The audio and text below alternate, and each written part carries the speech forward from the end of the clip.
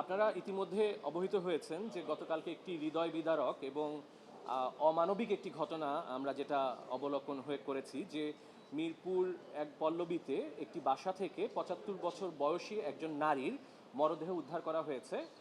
এই নারী তিনি একজন মা, তিনি ৩-৪ সন্তানের জননী।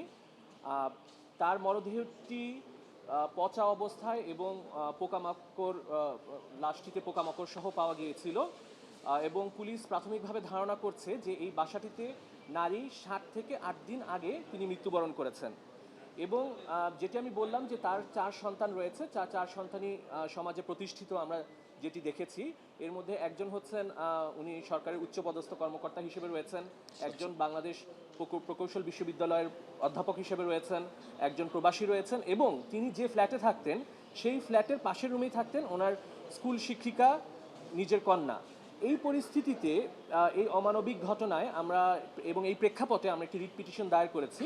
এই রিট পিটিশনটিতে আমরা আদালতের কাছে, মহামান্য হাইকোর্টের কাছে যে প্রেয়ারগুলো করেছি, 4টি প্রেয়ার করেছি মূলত।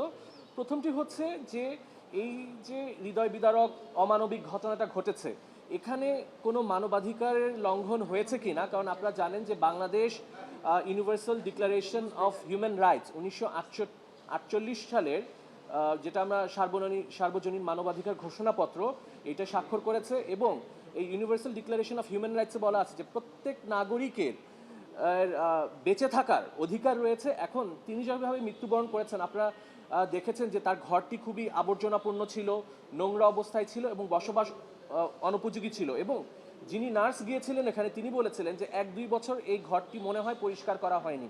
এই পরিস্থিতি, এই অমানবিক পরিস্থিতিতে মানবাধিকারের কোনো চরম লঙ্ঘন হয়েছে কিনা এটি নির্ণয় করার জন্য আমরা তদন্ত চেয়েছি। জাতীয় মানবাধিকার কমিশন আপনারা জানেন রয়েছে আমাদের বাংলাদেশে। জাতীয় মানবাধিকার কমিশন এই বিষয়টিকে তদন্ত করে তারা নির্ণয় করবে যে এখানে এই বৃদ্ধা নূরজাহান বেগম ওনার মৃত্যুতে কোনো মানবাধিকারের লঙ্ঘন হয়েছে কিনা। দ্বিতীয়ত আমরা চেয়েছি যে তিনি যে মৃত্যুবরণ করেছেন এখানে মৃত্যুর সঠিক কারণটি নির্ণয় করার জন্য, কারণ 7 দিন ধরে একটি লাশ একটি মহানগরের একটি গুরুত্বপূর্ণ স্থানে এভাবে পড়ে আছে, কিন্তু কেউ তার খোঁজ খবর নিল না, একাকিত্ব অবস্থায় তিনি লাশ হয়ে পড়ে রইলেন।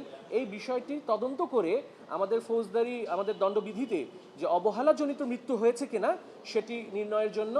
এবং তৃতীয় যে বিষয়টি আমরা কোর্টের কাছে চাচ্ছি সেটা হচ্ছে, আপনারা জানেন যে প্রত্যেক উন্নত দেশে কেয়ার গিভার, যারা বয়স্ক রয়েছেন কেয়ার গিভার, তাদের পরিচর্যাকারী বা নার্স প্রদান করা হয় রাষ্ট্র থেকে। এটি রাষ্ট্র বা সরকারের দায়িত্ব যে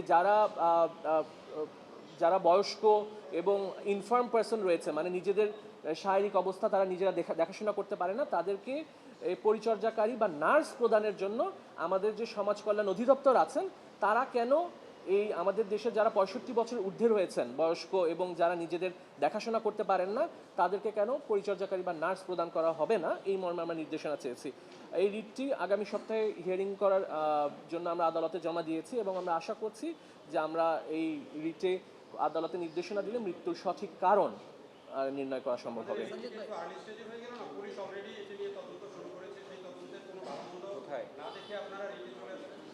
এটি আপনি জানেন যে এখানে একটি অপমৃত্যুর মামলা হয়েছে, যেটাকে আমরা ইউডি কেস বলি, আনন্যাচারাল ডেথের বলি, অপমৃত্যুর মামলা হয়েছে এবং মামলাটি করেছে কিন্তু তার মেয়ে করেছেন এবং আপনারা জানেন যে তার একজন সন্তান সরকারের উচ্চপদস্থ কর্মকর্তা। কাজেই এখানে পুলিশ যথাযথভাবে তদন্ত করতে পারবে কিনা, উনি আমি আসলে নাম বলতে চাচ্ছি না, উনি একজন যুগ্ম সচিব এবং বন্দর কর্তৃপক্ষের সাথে আছেন।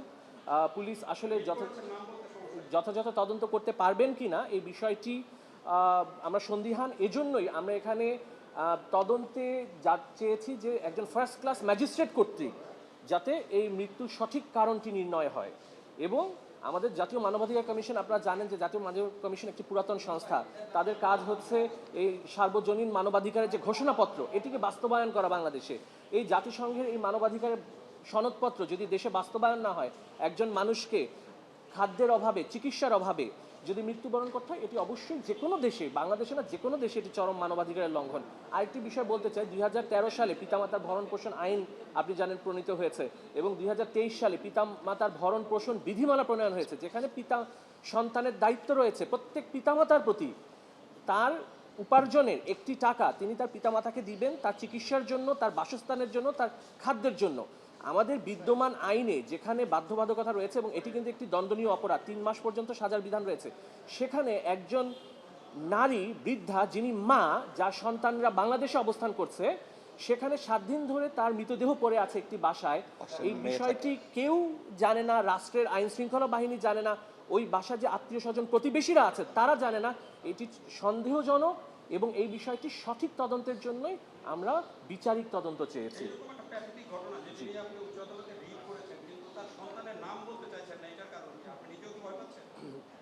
না, নাম কেন বলতে চাচ্ছি না, কারণ এখানে আসলে প্রকৃত কারা দোষী, কারণ আমি দেখেন এখানে আমরা মানবাধিকার আপহোল্ড করার জন্য আসছি।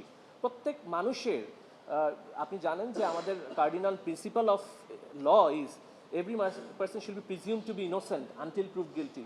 ওনাকে আমি এখনই দোষারোপ করতে পারছি না, ওনার বিরুদ্ধে একটি তদন্ত চলছে, কাজেই ওনার একটি আত্মমর্যাদা, ব্যক্তিমর্যাদা রয়েছে, উনি একজন দায়িত্বশীল পদে আছেন, আমি একজন দায়িত্বশীল ব্যক্তির নাম এভাবে সঠিক জানি। যদি তদন্তে আসে অবশ্যই তদন্তে যে যারা এর সাথে দোষী তাদের বিরুদ্ধে আইনানুগ ব্যবস্থা নেওয়া হবে, এই মর্মে আমরা আদালতকে প্রার্থনা করেছি।